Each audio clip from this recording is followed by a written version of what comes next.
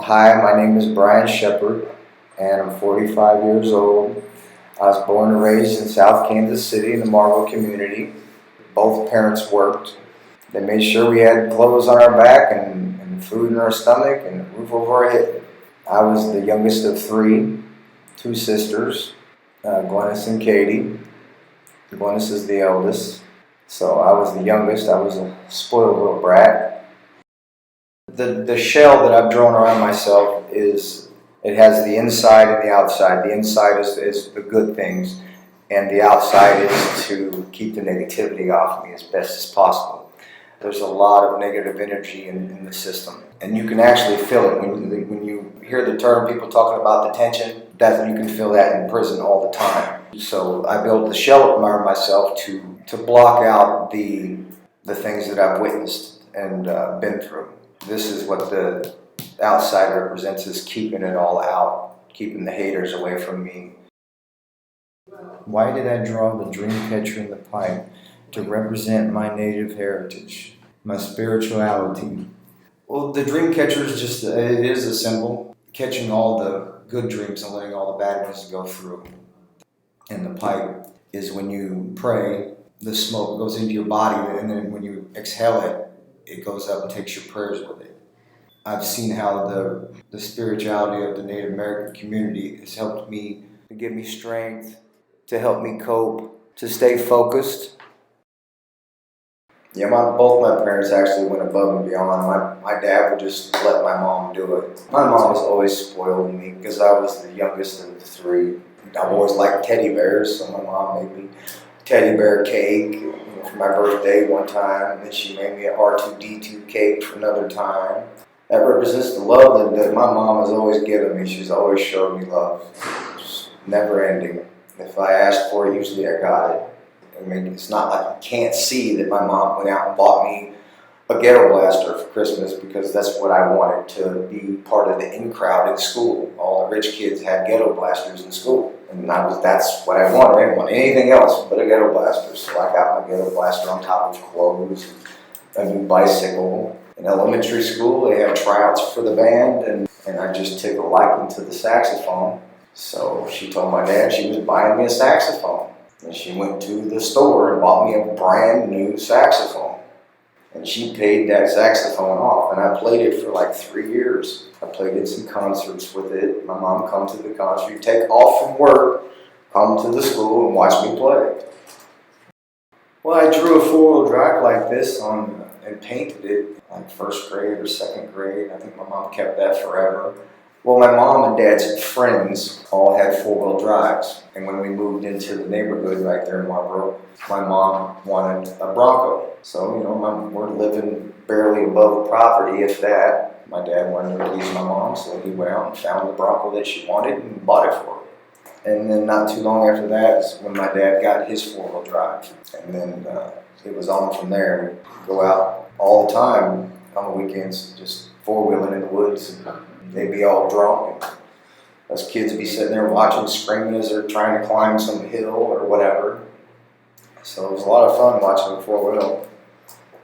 I don't know what to even say about my injuries. Those are my battle wounds from growing up in South Kansas City, from getting shot at 14 to wrecking the car right afterwards, and losing my teeth, getting my lip ripped off my face. The same year my crime happened is when I got my eye shot out. If I'd have stayed in Illinois, I wouldn't have got my eye shot out because I was still young and reckless at 17. I came back and we was having a war at the park. They're a part of who I am, but a part that I don't want representing me or being a part of, things that I would like to leave in the past. So that's what I wrote. I'm keeping all the hurt and suffering inside. I mean, I used to run 100 miles an hour, 24 hours a day, until I dropped most of the time. At first it seemed like I was running from my father because he used to beat me for ditching school or coming home with a bicycle he didn't see me buy, so he just always assumed the worst. I guess that's probably where I started running from him. And then it was all about, showing off to other people. And then the cave, having fun down there, drinking and being the, what you call a big shot. Me and David was, like the it place to be. Our neighborhood was kind of wild growing up. On just about every block in my neighborhood, there's always somebody partying. You can ride your bicycle up and down any street. There's somebody sitting out front smoking weed, drinking, working on the cars. You can't get away from it. Growing up around it and family drinking and doing drugs and stuff, you're part of it. So it's just second nature. It's part of your life. Well, the beer can has always been in my life. As far back as I can remember, there's always been alcohol around me. So that is my past. I've been sober for a long time. And just with the drugs and the smoking as well, I don't want that in my life anymore. So there's nothing anybody can do to bring it back into my life. So that is my past. That's what that beer can represents. The butterflies in my stomach, my anxiety.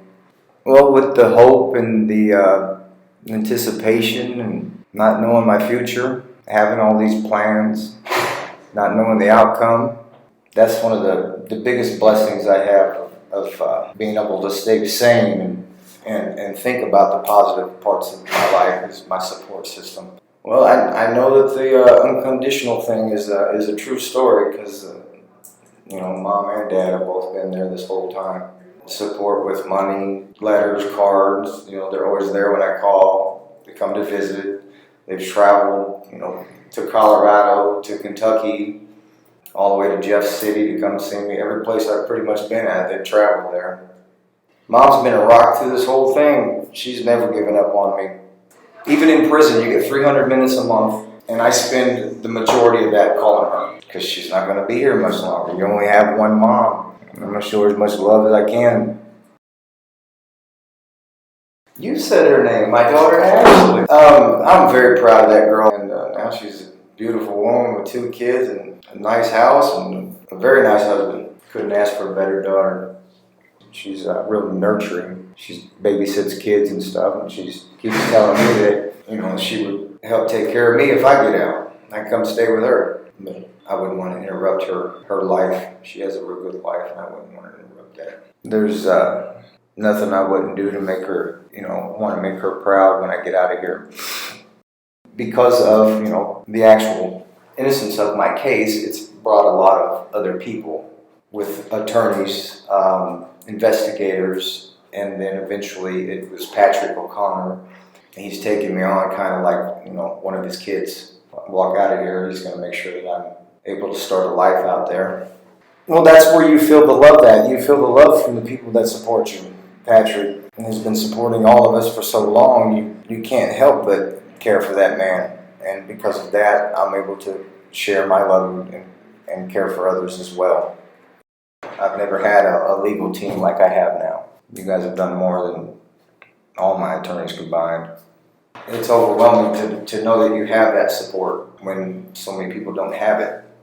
I would never do anything to disappoint anybody that's supported me over this whole ordeal. Well, the headband, I just drew it on there because, I'm Native American. It's the symbols I put on there was just to put in, instead of a design, I wrote in there the money and the cars and the movie stars because it represents something that I'm fascinated with. I'm fascinated with the lifestyle of people that live above and beyond the rest of most of us. But the pay it forward is fascination with being able to help people that have nothing. Because I've had so much and I've been blessed so many times, even being in prison, I have more than most people do on the street. That, I grew up around people walking the streets with nothing. Well, I know it's not going to happen, like I said, overnight, but I want to get out and work and save. And then I can start helping people, helping others. People don't believe that I'd be able to get out and live a positive life. I hear that on a regular basis when I explain what my plans are, what my future is, and my support group, they still tell me that you don't know because you're not out there yet. Well, I know because I can feel it in my heart. I know. They say that if you think positive things will happen. Well, I've been thinking that way for a long time. These dreams haven't changed. My plan to help others hasn't changed. The palm tree represents my future, where I want to be at. I don't want to go back with anything. I want to go forward.